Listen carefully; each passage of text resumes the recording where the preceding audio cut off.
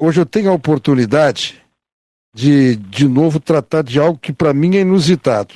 Há poucos dias, eu e o Guilherme Tres Castro estamos fazendo o mapeamento da nossa Assembleia e os projetos apresentados como uma reforma tributária pelo governador Eduardo Leite. E eu estranhei muito. O deputado Issur, que é do PP, contra a reforma. Eu digo, como assim? O líder do governo é do PP, é o Frederico Antunes. Agora eu tenho um candidato eleito pelo PSB a favor de uma reforma tributária. É a primeira vez que eu vejo isso. Então eu quero conversar com o deputado Dalciso Oliveira para saber como é que um socialista quer aumentar imposto. Bom dia.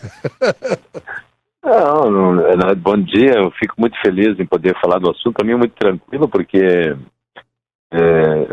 são muitas vezes os jeitos de olhar e a forma que quer ver as coisas, né? Eu venho do ramo setor correio calçadista, sou empresário nato, quase 30 anos, empreendo e gero renda e gero emprego nesse estado.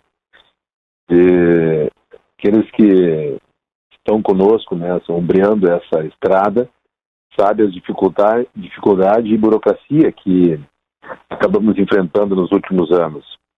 Este país, e não é diferente que no Estado, ele precisa de muitas reformas. E a planta tributária nacional precisa passar por isso urgentemente, e o nosso Estado precisa passar por isso urgentemente. É desta reforma que eu sou favorável. A forma como foi apresentada, bom, isso é outra esteira, né? Isso é uma outra primeira. Agora, eu dizer que eu sou contra a reforma tributária, eu estou sendo, no mínimo, demagogo, né? Eu estou há 30 anos dizendo que o Estado precisa se renovar, o Estado precisa olhar para frente, desburocratizar, tirar pesos que são terríveis, né? Aqueles que olham para o mundo moderno e olham para os países desenvolvidos e estudam os países desenvolvidos percebem que as tributações são um câncer quando a gente tributa produção e consumo. E a gente tem isso muito, mas muito acelerado no Brasil e aqui no Rio Grande do Sul não é diferente. Então nós precisamos ter essa parcimônia ao fazer a análise, né? Eu não tenho dúvidas que nós precisamos estar numa esteira em que nós possamos voltar a ter competitividade. Não dá para mim olhar para o outro lado do rio e ver as coisas diferentes. Eu não posso aqui tributar coisas que vão além dos percentuais de tributação que estão lá no outro lado do rio. Eu falo ali a partir do Mampituba, é mais próximo de nós, aqui da nossa região metropolitana, né? Outros lugares poderíamos dizer do Rio Uruguai, mas olhar para ali e a partir daquele estado a gente vê alguns desses itens com uma tributação infinitamente menor que a nossa aqui. Então, é disso que a gente fala. Eu falo de uma análise no termo geral. Agora, vai haver muito debate, muitas análises quanto a pontos específicos desta reforma que foi apresentada. Isso não tem a menor dúvida, né? Agora, também é verdade, né, que o nosso grande líder há mais de 2.000 anos, quando passou por aqui, nos ensinou para que a gente possa ter uma coisa, muitas vezes temos que abrir mão de outra. Então isso também é um fato. E isso nós vamos ter que fazer com muita parcimônia dentro da análise geral desse contexto que está acontecendo nesse momento. Um dado que esse debate da reforma atinge a propriedade de veículos. O IPVA cobrado para veículos que tenham até 40 anos de vida. Todos os carros serão cobrados, até carro que estiver em exposição de carros antigos. Eu tenho uma linha, né, Brito, que eu venho adotando e essa linha que sempre permeou, e acabei de falar disso, né, que é a tributação sobre, que não tributar produção e consumo. Mas, por outro lado, os países modernos tributam o que a gente chama de receita e bens. Por si só, um veículo é um bem. Bom, ele tem 40 anos. Bom, vamos fazer por análise, pegar um veículo de 40 anos e uma casa de 40 anos. A casa tu paga o IPTU. O automóvel tem o IPVA. Bem, o que se pode fazer? Bom, tem valor venal e tem alíquotas. Nós vamos estamos ouvindo muito aqui, temos participado, eu sou membro titular, né? Nós implementamos a subcomissão que está tratando da reforma tributária e estamos tirando algumas análises desses encontros todos que a gente tem feito nas terças e na quinta-feira. Algumas das sugestões ou algumas coisas que a gente está prevendo é a possibilidade, por exemplo, das alíquotas progressivas, como nós fizemos lá na reforma previdenciária do Estado. Agora, por óbvio, não dá para comparar um carro de 40 anos com um carro que tem 2, 3 anos. Isso me parece muito natural. Por outro lado também, eu não tenho que ter, por exemplo, né, um amigo meu outro dia me ligou e disse, se puser, mas agora eu tenho... Aí o cara tem um veículo, né, que é de 1954, que vale R$1 milhão, né? Esse é o valor real do produto, né? Tem um baita de um bem, né? Mas eu sou colecionador, tá, e daí? Mas tem um bem lá, né? Tem um valor. É disso que a gente está falando, né? Tem que separar o joio do trigo, né? O cara que tem valor para investir, bom, o cara compra uma fazenda que vale R$1 milhão, o cara compra um carro que vale R$1 milhão. Aí, tributar não vai. Estamos livres no país, assim, podemos trabalhar assim, mas daí podemos cobrar 25% de imposto da gasolina. Aí é onde que o cidadão que ganha um salário mínimo paga os 25% e o cara que ganha R$100 mil paga os mesmos 25%. Esse país está errado, né, Cláudio? Não dá, o cidadão que ganha um salário mínimo, ele tem que pagar o percentual sobre o que ele consome e sobre a produção a qual ele efetivamente realiza, sobre aquilo que ele faz, sobre aquilo que ele ganha.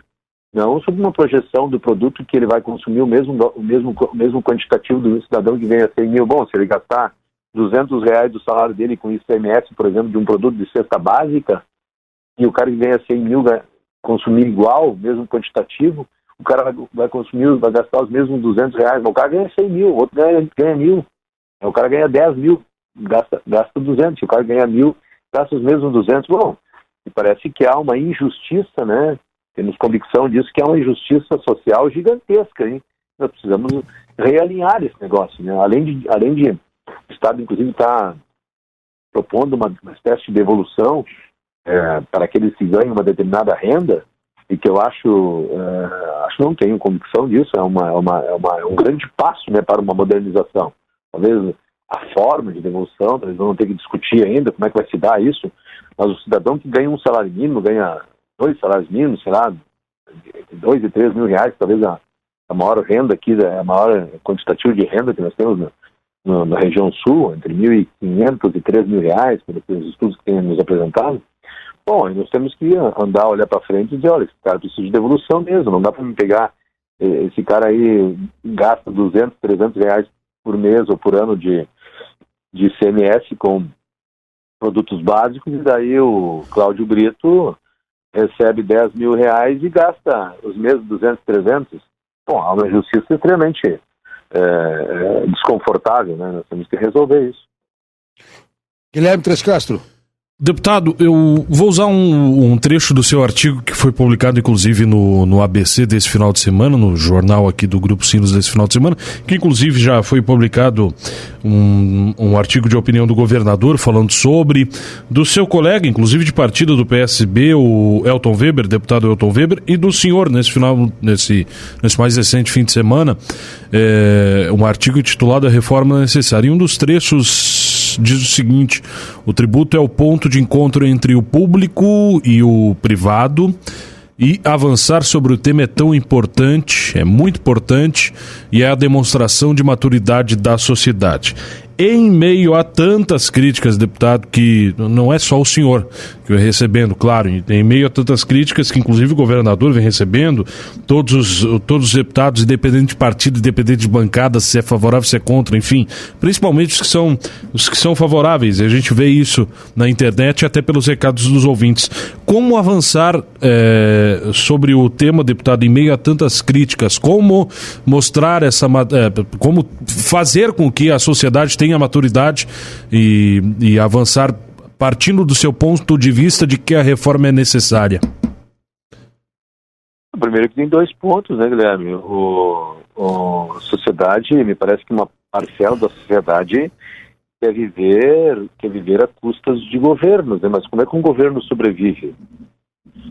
Existe, aquilo que eu falo é exatamente o mundo real. O pagamento do tributo é o encontro entre o público e o privado. Quem paga imposto não é o público, é o privado, é o cidadão, é a cidadã. Se o cara trabalha para o poder público, trabalha na iniciativa privada, não importa. O salário dele, quando ele recebe, ele começa a pagar tributos. Bom, está no bolso dele, é privado, né? Aí é uma roda, né? Isso gira, volta de novo para o público. Se ele trabalhar para o poder público, se trabalhar na iniciativa privada, bom, se faz tudo, se promove tudo na iniciativa privada, recebe, mas vai para o público, aquilo que ele paga. E esse bolo é responsável por toda a cadeia de serviços que são destinados ao poder público. Seria uma hipocrisia nós imaginarmos que vamos viver num país, ou me indica um país no mundo que não tem carga tributária, né? Então nós temos que evoluir, mas a evolução ela tem alguns pontos que são muito específicos, né? Primeiro, a questão da desburocratização desses pontos, como vai ser cobrado, de que forma vai ser cobrado. Não dá para ter essas normas aqui que um vai contra o outro e há um distanciamento muito grande entre o mundo real e aquilo que as pessoas pensam que deve ser.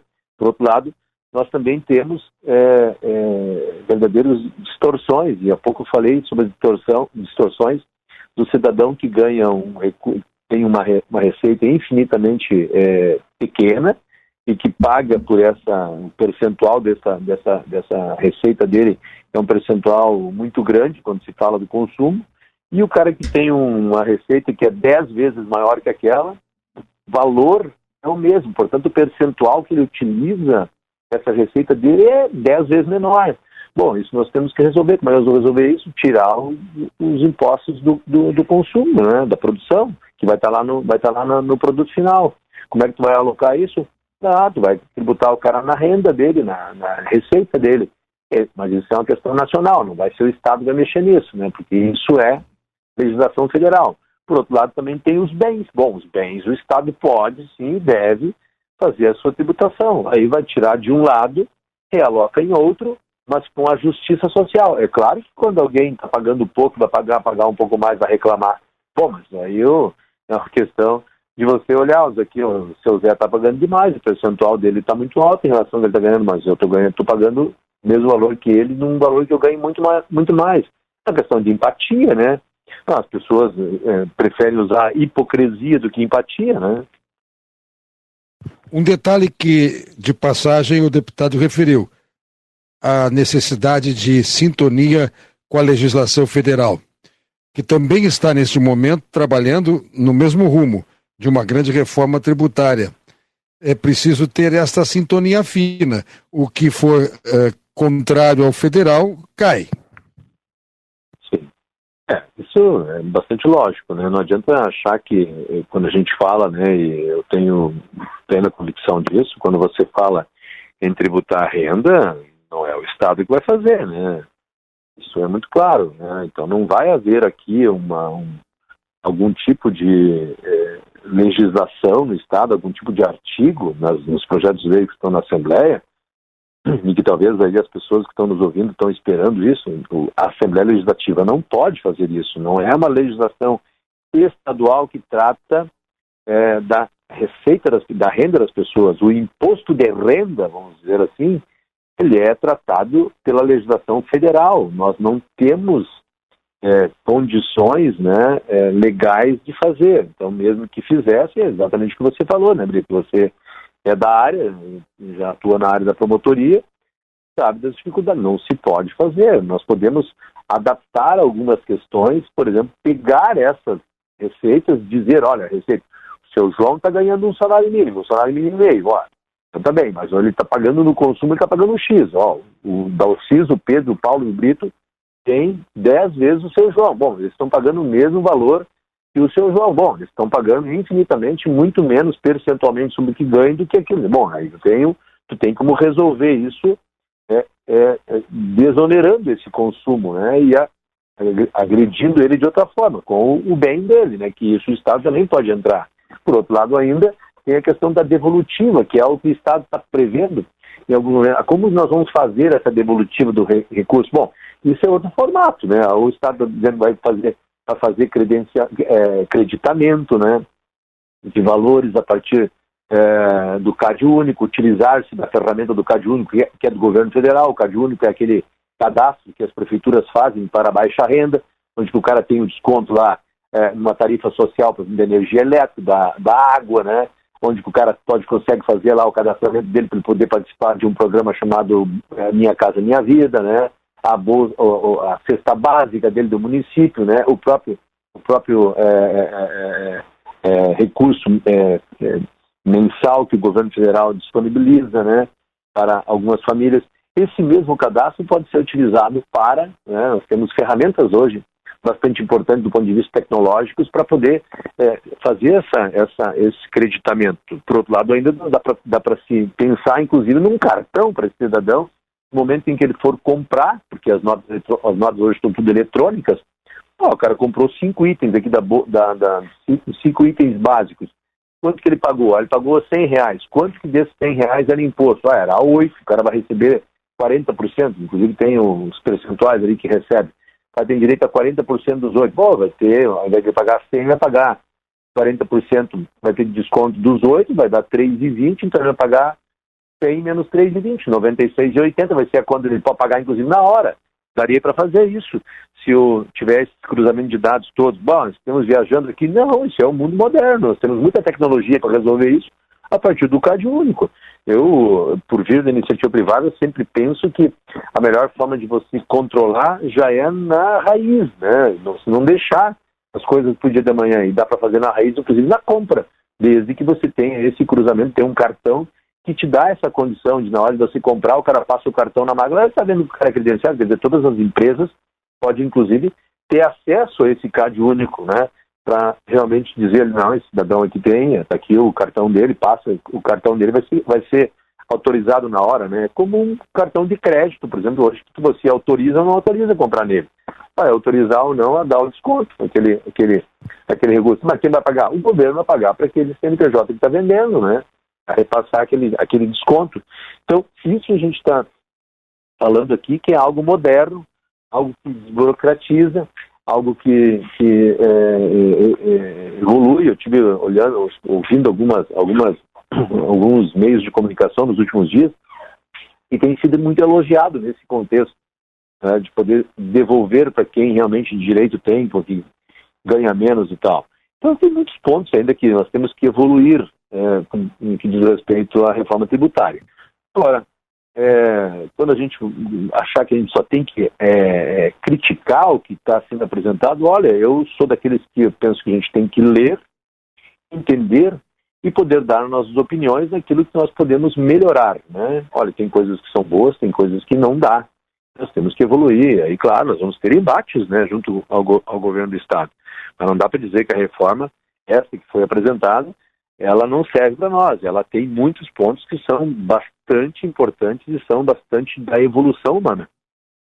Um dado importante, e acho que este é incontornável, é que nós corremos contra o tempo para aprovar ainda dentro da noventena que permita fazer tudo isso valer já em janeiro, e a questão da pandemia que impede que haja um grande debate, os encontros nas comissões, é tudo virtual. Esse é o grande desafio também. Tomara que a gente consiga vencer essas dificuldades. Me deixa feliz, Brita, que esse momento pandêmico nos coloca em um ambiente diferenciado e está nos dando a oportunidade para crescermos, inclusive como seres humanos, e aprendermos a fazermos debates mesmo à distância, respeitando o jeito diferente de algumas pessoas pensar, e aliás o respeito tem que ser o pilar fundamental para a discussão dessa reforma. Não pode pisar nessa reforma a hipocrisia, deixa de querer achar que esta ou aquela segmentação política ou partidária tem que ser protagonista. Me parece que este é um ambiente que nós temos que deixar para trás e olharmos para frente para nós termos realmente um país que nós queremos, não para nós, mas para as nossas futuras gerações. Para isso nós temos que ter coragem para dar passos que são importantíssimos. Vai ter alguém que vai dizer que está errado? Vai. Mas vai ter talvez uma grande maioria que vai dizer que possa estar certo. É disso que nós estamos falando. Buscar administrar e buscar governar para a grande maioria. Muito obrigado, deputado estadual Dalciso Oliveira, do PSB, e até uma outra oportunidade, se Deus quiser. Obrigado, Brito. Grande abraço aos amigos. Obrigado, Guilherme. Obrigado aí a todos os seus ouvintes aí, parabéns mais uma vez aí pelo trabalho que tem prestado aí à frente desse veículo de comunicação importantíssimo para todos nós. Um abraço a todos.